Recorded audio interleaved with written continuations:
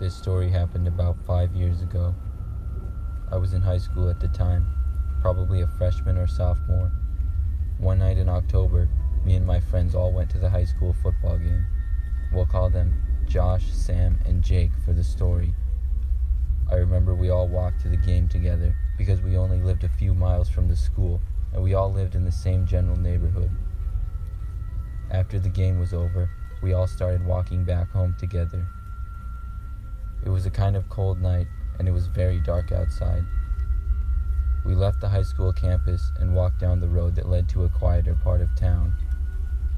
Then we walked past a popular local farm where they sold pumpkins every fall and also had a giant corn maze.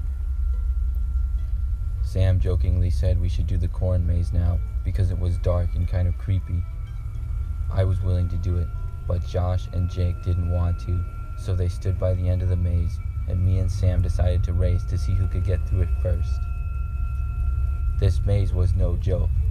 It was a very popular attraction in our hometown, and each fall tons of people would come to it. We got to the beginning of the maze and both started going through it. We quickly went separate directions. There was a path going left and another one going right. Sam went left and I went right. The corn was very thick and stood about 10 feet tall. I walked through the maze and took a couple of turns. The farther I got in, things started to get quieter and quieter. My friends and I are very competitive, so I was determined to win, but I couldn't help but feel a little creeped out being in the middle of a corn maze late at night. I continued for about 5 more minutes in the maze.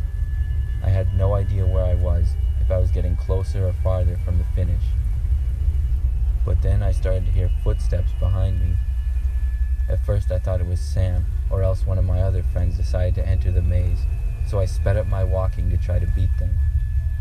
I continued to hear the steps, and eventually I just wanted to see who it was, so I turned around and looked behind me. When I did, I heard the corn rustle, but I didn't see anybody. I stood there for a few seconds waiting to hear or see them, but nobody appeared, and it remained silent. I even walked backwards in the maze a little bit, but still saw nothing. I shook my head and decided to continue.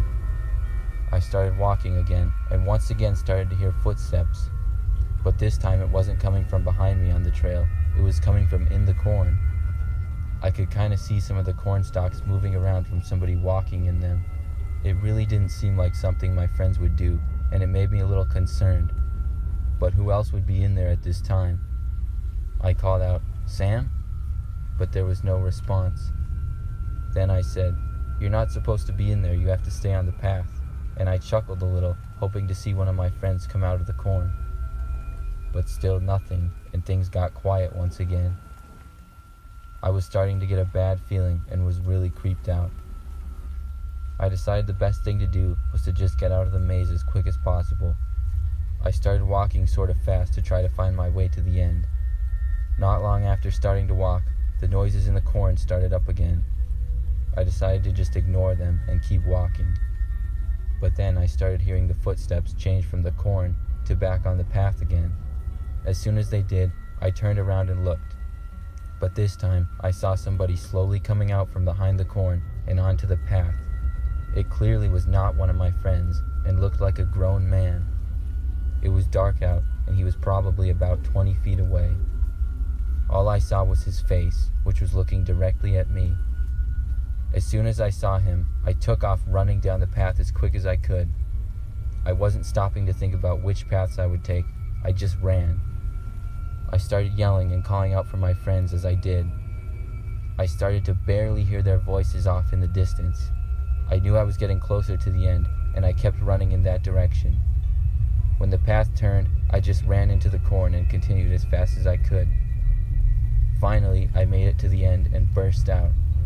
I saw my friends standing by the exit of the maze, which was about 20 feet to the left. Sam had already finished, and they all looked surprised to see me come out of the corn. I just ran to them and said that we had to go because there was a man in there that was following me. I started running all the way back home. My friends ran up to me and told me to relax and tell them what was going on, but I didn't feel comfortable doing so until we were far away from the maze. I finally told them the story, and they were pretty shocked. I'm not really sure who the man was or why he was in the maze, but I sometimes wonder what would have happened if he had caught up to me, and I'm always happy that I got out all right.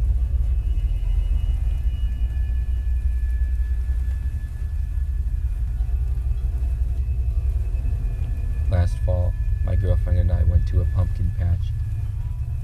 It was a yearly tradition for us to carve pumpkins, so we were going to get the best ones that we could find.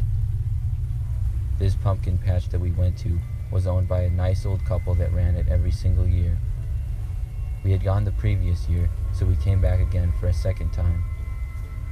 We went on a Thursday evening, and it was later in the day when we arrived, which was nice because there weren't a lot of other people there. There were lots of pumpkins in a field that was right next to a large woods. The older couple that owned the place greeted us as we entered, and then we started looking for a good pumpkin. Of course, towards the front, there were not a lot of good pumpkins. Most had been picked over. But the farther you got into the field, you could see some really nice ones. I'm not all that picky about which pumpkin to get, but my girlfriend always has to have the perfect ones. So we wandered farther and farther out until we were around the corner of the field, almost in the woods, to a more secluded area. It was sort of hidden, but when we got there, we saw there were lots of nice pumpkins, and we started looking through them all. I would say we were there for about 10 minutes until it started to get really dark out, so we decided to wrap things up and get our pumpkins. But just as we were deciding on the last one we would get, we heard something coming from just inside the woods. We both looked over to see what was there. We saw what appeared to be the old couple standing halfway behind a tree, looking at us. But they both had really creepy smiles on their faces, and their eyes were open super wide. I really couldn't believe what I was seeing for a few seconds. I had no idea what they were doing. They just stood there staring. Finally, I said hello to them, but they didn't answer. They just slowly disappeared behind the tree and then walked deeper into the woods. My girlfriend was just as confused as me and really creeped out. We had no interest to go into the woods and see where they went. Instead, we walked back to the front of the field to the entrance. The couple was gone now, and we were the only people there. We decided to leave the pumpkins and just get out of there. We went elsewhere to get our pumpkins that year and haven't returned there since.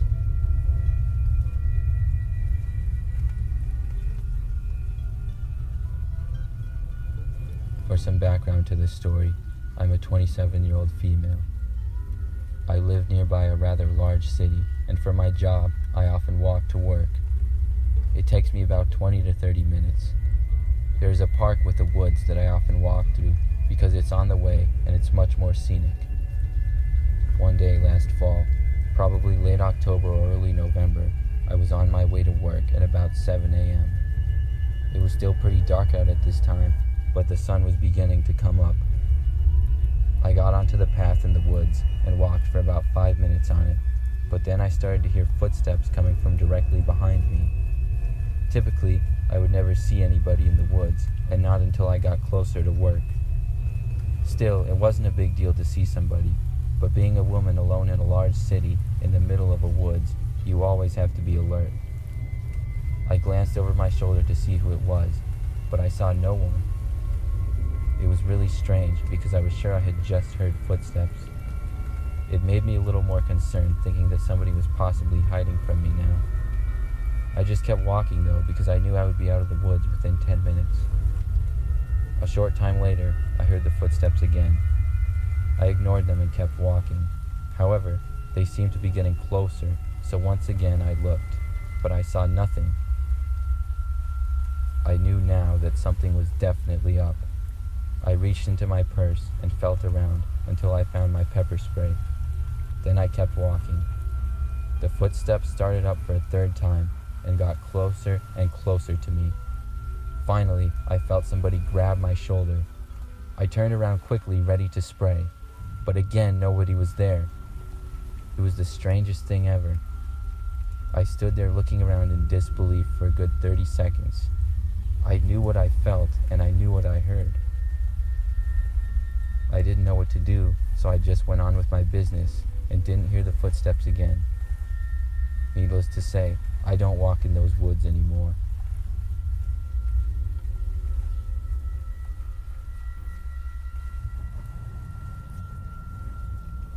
was a child, I remember I always got excited when the fall came because Halloween was one of my favorite holidays. Usually, a couple of weeks before, my little sister and I would carve pumpkins and then put them out on the front step. We would always try to carve cool faces or designs into the pumpkins. One year when I was probably 8 or 9 years old, my mother went to the store and got some really nice big pumpkins. When she got back from the store at night, we decided to carve them. I made a creepy looking pumpkin face on mine, and my sister did one smiling. When we were done carving them, my sister and I went outside to put them on the front step. As soon as we stepped out the front door, though, we saw a man in our driveway. It was really dark outside, but we could both clearly see him. I couldn't make out much details about him, but I just remember that he looked kind of short and about middle-aged. As soon as he saw us, he ran away. But he didn't run back down the driveway to the street. Instead, he ran to the side of our house near our garage. My sister and I both ran back inside to our mother and told her what we had seen. She called my dad into the room, and he went outside to investigate. When he came back inside about 10 minutes later, he said that he didn't see or hear anybody out there. So after that, our parents both went inside with us, and we put our pumpkins on the front step. Then we went back inside once again. The next morning when I woke up, I went downstairs and saw that my mom was on the phone with the police. I asked what had happened, and my dad showed me that the back door to the house had been damaged and the window was smashed. Our pumpkins on the front step were also smashed. However, nothing was missing inside the house or damaged. The police came, and I ended up having to talk to them and tell them what I had saw. The man was never caught, and I don't know who he was.